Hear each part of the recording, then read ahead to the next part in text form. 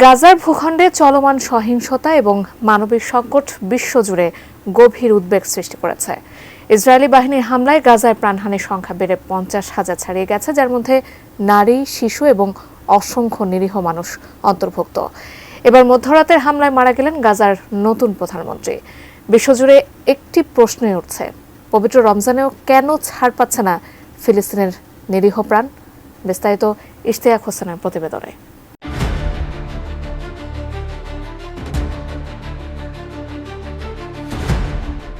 গাজার অবরুদ্ধ ভূখণ্ডে ইসরায়েলি বাহিনীর অব্যাহত বর্বর হামলায় আরও 12 ফিলিস্তিনি নিহত হয়েছেন। নিজেদের বর্বর আক্রমণ চালিয়ে যেতে 23 মার্চ মধ্যরাত থেকে শুরু হয় নতুন ইসরায়েলি তাণ্ডব। ইসরায়েলি সামরিক বাহিনী গাজার বিভিন্ন এলাকায় আক্রমণ শুরু করে। গাজার স্বাস্থ্য মন্ত্রণালয়ের তথ্য অনুযায়ী ইসরায়েলি বাহিনীর হামলায় এখন পর্যন্ত গাজায় মোট নিহতের সংখ্যা 50,000 ছাড়িয়ে গেছে। নিহতদের মধ্যে কয়েকজন একই পরিবারের সদস্যও রয়েছেন। খান ইউনিসের কিজান রাশওয়ান এলাকায় বাস্তুচ্যুতদের একটি তাঁবুতে বোমা হামলার কবলে পড়ে 6 জন নিহত হন। অন্যদিকে দক্ষিণাঞ্চলীয় মাইন এলাকায় একটি বাড়িতে সৈন্যদের হামলায় 4 জন প্রাণ হারান।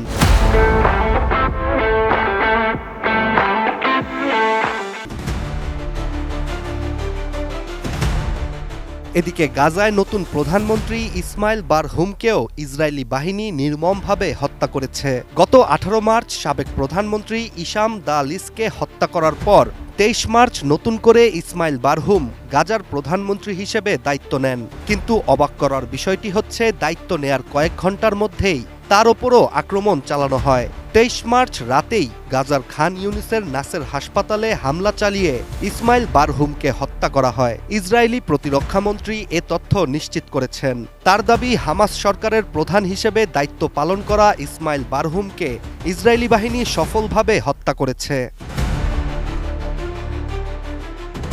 অন্যদিকে ইসরায়েলি বাহিনীর হামলা তখনও অব্যাহত ছিল যখন এই খবর সামাজিক যোগাযোগ মাধ্যমে ছড়িয়ে পড়েছিল। আন্তর্জাতিক গণমাধ্যম আল জাজিরা ও বিবিসি খান ইউনিসের নাসের হাসপাতালের বাইরে লাইভ সম্প্রচারের প্রস্তুতি নিচ্ছিল। ঠিক তখনই হাসপাতালের সামনে একটি মিসাইল এসে আঘাত করলে সেখানে আগুন ধরে যায়। 2023 সালের 7 অক্টোবর গাজা থেকে ইসরায়েলি ভূখণ্ডে হামলা চালানোর পর থেকেই শুরু হয় ইসরায়েলি বাহিনীর এই গণহত্যামূলক আক্রমণ।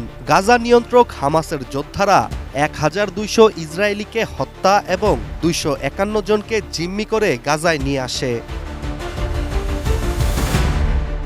এদিকে যুক্তরাষ্ট্রের মধ্যস্থতায় 19 জানুয়ারি একটি যুদ্ধবিরতি চুক্তি কার্যকর হলেও হঠাৎ চুক্তি ভঙ্গ করে নেতানিয়াহু আবারও আগ্রাসী হয়ে ওঠে, যেখানে মার্কিন প্রেসিডেন্ট ডোনাল্ড ট্রাম্পই এবার গাজাকে দখলে ইসরায়েলকে সম্পূর্ণ সহযোগিতার ঘোষণা দিয়েছেন।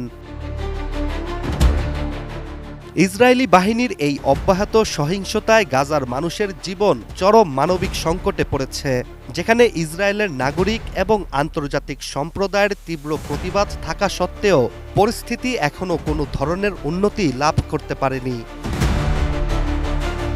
Ishtiaq Hossain, ATN news.